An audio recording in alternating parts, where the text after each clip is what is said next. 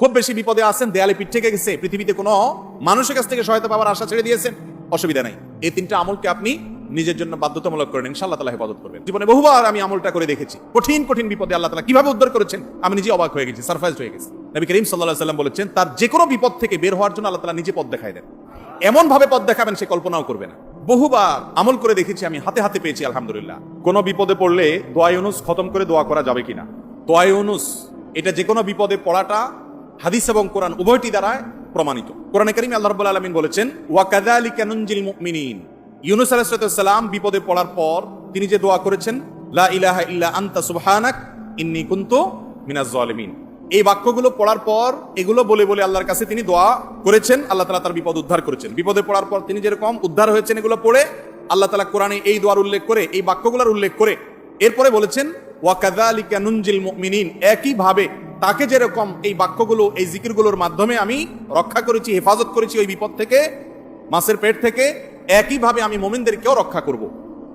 নবী করিম সাল্লাল্লাহু আলাইহি সাল্লাম বলেছেন যে ইউনুস ইবনে মাত্তা তিনি যে এই বাক্যগুলো দিয়ে আল্লাহর কাছে বিপদ থেকে উদ্ধারের পথ খুঁজে পেয়েছেন, সেগুলো তোমরা পড়বে তোমাদের বিপদে আপদে। এজন্য বিপদ আপদ, বিশেষ করে কঠিন বিপদে আপনি যদি পড়ে যান তাহলে মুক্তি লাভের জন্য দোয়া ইউনুস বেশি বেশি পড়বেন।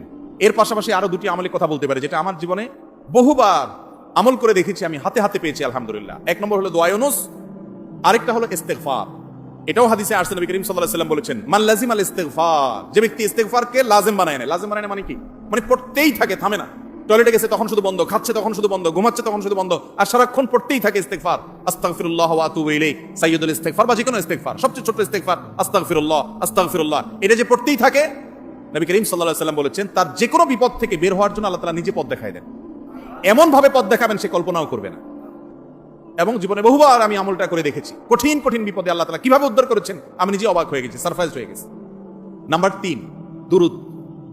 দুরুদের ক্ষেত্রে হাদিসে একই কথা বলা আছে, যে ব্যক্তি দুরুদ বেশি বেশি পড়বে ওই ব্যক্তির সমস্ত পেরেশানি থেকে মুক্ত হওয়ার জন্য এই দুরুদ যথেষ্ট হয়ে যাবে। তাহলে 3টা আমলের কথা বললাম, দোয়া ইউনুস, লা ইলাহা ইল্লা আনতা সুবহানাকা ইন্নী কুনতু মিনাজ জালিমিন, আরেকটা হলো ইস্তেগফার বেশি বেশি, আরেকটা হলো দুরুদ। খুব বেশি বিপদে আছেন, দেয়ালে পিঠ থেকে গেছে, পৃথিবীতে কোনো মানুষের কাছ থেকে সহায়তা পাওয়ার আশা ছেড়ে দিয়েছেন, অসুবিধা নাই। এই 3টা আমলকে আপনি নিজের জন্য বাধ্যতামূলক করেন, ইনশাআল্লাহ তাআলা হেফাজত করবেন। তবে দোয়া ইউনুসের আমলের উপকারিতা পাওয়ার জন্য সেটা বিশেষ কোনো সংখ্যক বার পড়তে হবে কিনা, এই ব্যাপারে কোনো হাদিস থেকে কোনো সংখ্যার, বিশেষ কোনো সংখ্যার কথা উল্লেখ নাই। যত বেশি সম্ভব পড়বেন। দুনিয়াবি কোনো বিষয় হাসিলের জন্য অভিজ্ঞতার আলোকে, রুকিয়া হিসাবে, ঝাড়ফুঁক হিসাবে, বা দুনিয়ার কোনো কাজে আল্লাহর কাছে প্রার্থনার অংশ হিসাবে তাজরিবা দ্বারা অনেক আমল, যেমন ঝাড়ফুঁকের মধ্যে যেরকম, রুকিয়ার মধ্যে যেরকম বিভিন্ন আমল, আয়াত, হাদিস সংখ্যা ঠিক করে আপনার ওলামা ইকরাম করে করে সেটা তাজরিবা পেয়েছেন, ওই আলোকে করা যায়, সেভাবে করা যেতে পারে।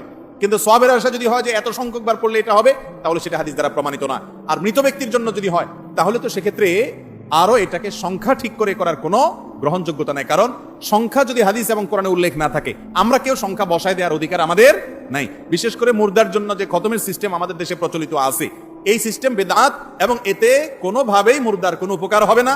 যেই বেচারা পড়াবে তার আমসালা দুইটাই যাবে।